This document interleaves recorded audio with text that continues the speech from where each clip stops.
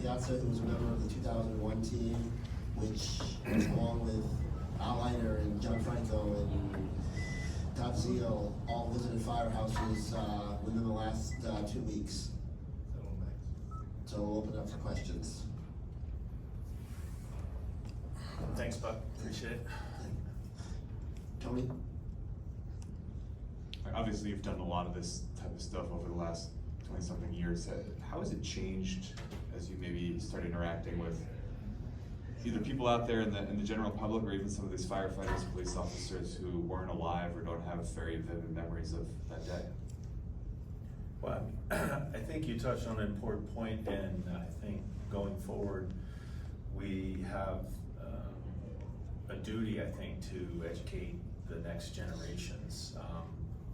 On a personal level, my kids were born after 9/11, and I think the way we came together that week as a city, as a country, and families is, I hope, the way we enlighten or teach the next generation going forward, and the lessons learned so that it never happens again,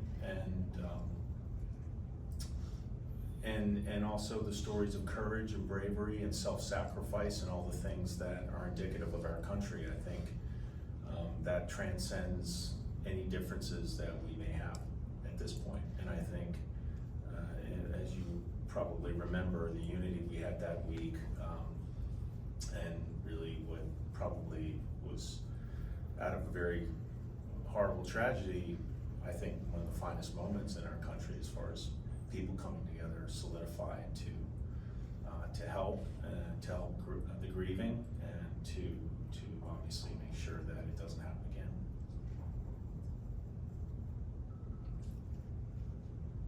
Dan? Like, what do you make of how much your home run in that game, or the lasting memory that it still has with fans and just even the population? You know, did you think it was gonna be something that resonated for so long with people?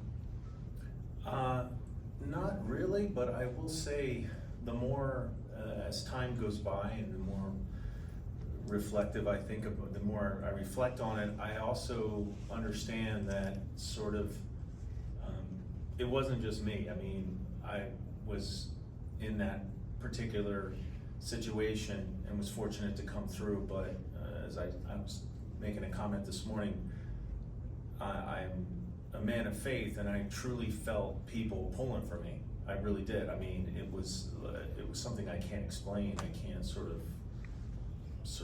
crystallize it and explain it, but I did feel this rush of support, emotionally, spiritually, whatever you want to say. And I think as the years have gone by, and also on a personal note, I think one of the most interesting things was, one thing that maybe gets lost in the shuffle is the impact it had on the Braves. I mean, of course, we were from New York, but we did,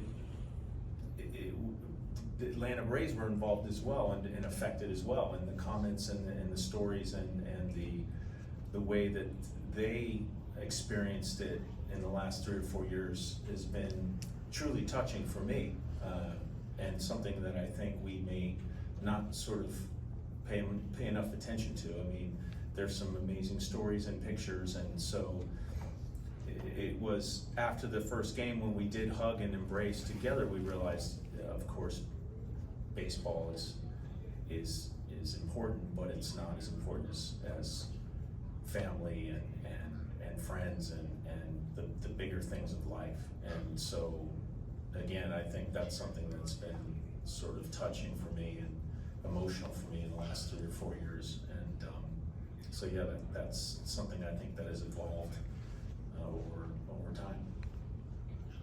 Laura? Just as the one-time face of the franchise, what do you think of Pete Alonso's efforts in recent years? First trying to have the 9/11 cleats, and then pushing to get the hats back, and the thing that he's done to lead this organization. I mean, you made a good point. He's shown leadership in that realm, and I think he's taken it upon himself to realize that, as I said, performance on the field is important, but also you are part of the community, and maybe as life has gone on and maybe has become more complicated and become more sort of you know, with media and all the phones and everything, maybe life is a little more, but we're still members, we're still part of the community. People still look to us, especially baseball players, because we play every day, we you know, I just think we're more relatable in that realm than some other sports. And that's something I think he's sort of really taken upon himself in a very authentic way, not sort of, it has to come from the heart. It really can't be something you can sort of go through with emotions. So, yeah, I think he's shown true leadership in that department. And I think that's great because, again, that's, his fans are not necessarily the fans that watch me, some of the younger fans. So he has taken it on his shoulders and can enlighten, you know, the generation of fans that follow him, which I think is very impressive. Mike, baseball can be so poetic with the moments like your home run where you kind of just go, of course that happened in baseball. In that moment, do you feel chills as a player? And when you look back on it over the years and years and years, does it still get a rise out of you emotionally? Well, I mean, of course I'm still emotional, but only because of the impact of the moment, not from a baseball level.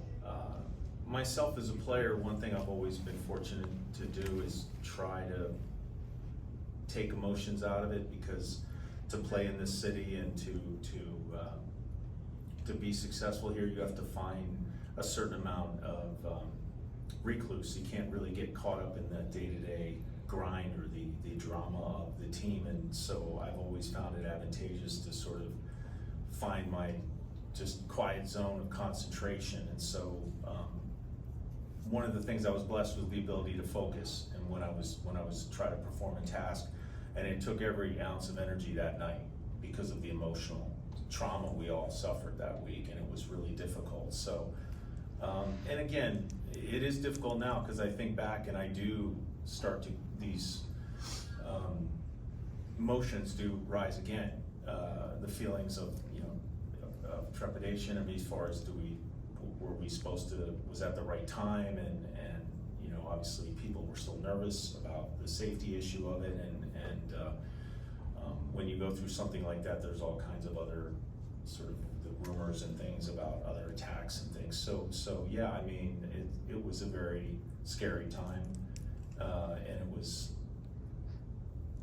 it was tough. But again, as Buck mentioned, as I've mentioned before, with that tragedy, there was triumph and bravery and courage, and I hope that we can continue to solidify that in a positive way going forward. I don't know, I mean, I hope, and I just kind of was thinking today that there should be some sort of national remembrance. I mean, I don't know about holidays today because it seems like people work at home and things like that, but maybe from a federal level there could be some incentive to try to crystallize it and make it a day of not just remembering obviously those that passed and those that passed away, but as I've said, the bravery of the first responders and the self-sacrifice. I think it exemplifies what we are as a country, and then even though we can have extreme differences, we all do pull together at the right times when we need to. So we'll see. Hey, Mike. What is the response that you and other players get when you go to these firehouses, when you go to police stations? What is the response from them about the impact that baseball had for them 22 years ago? Just an incredible sense of welcoming, a sentiment of just absolutely just open arms, come in and hang, and they love to tell their stories as we do. You know, they have their experiences, and obviously it's life or death. So I sit down and I listen, and I think we take them for granted in a way. We really do, because if you really think about it, what they're trained to do, and when they are, and they can go years or months or whatever without having a situation where they really need to sort of execute their training and put themselves in a dangerous situation. But again, going back to the 9/11, I mean, they ran into those buildings. Think about it for a second. All of us would be running away. I mean, after you see what's going on. I mean, it's kind of a weird sort of thought to think about that you're gonna die. You're probably gonna die. And they didn't care. They went there to try to save people. That's what they were trained to do. And as much as I know their families miss them, I think there is also value in knowing that your father or mother or brother or sister or uncle or whoever it may be died doing their job. So it's, like I said, never takes away the pain, but that's just something I think, as I think it becomes more vivid, and time for me will never take that feeling away. In the middle. You've mentioned some of your memories from the first game back. I'm interested to know, I mean, how vividly can you remember that day? Is it just highlights, or is it some of it a blur? Or just what do you kind of remember about that day playing, and then obviously the home run and everything that went around it? Well, as I mentioned before, we were very nervous and just had an incredible amount of anxiety. But the one thing that I think really helped was that we were all together. Teammates, fans, it was, I think people just wanted to be together. So at that point, I don't really think the results of the game really would have mattered. And I just thought the story obviously unfolded, and it made it more exciting and from a game perspective. But for me, I just remember walking in the clubhouse and feeling like, we're all together. That's the thing that I think alleviated a lot of those feelings of anxiety.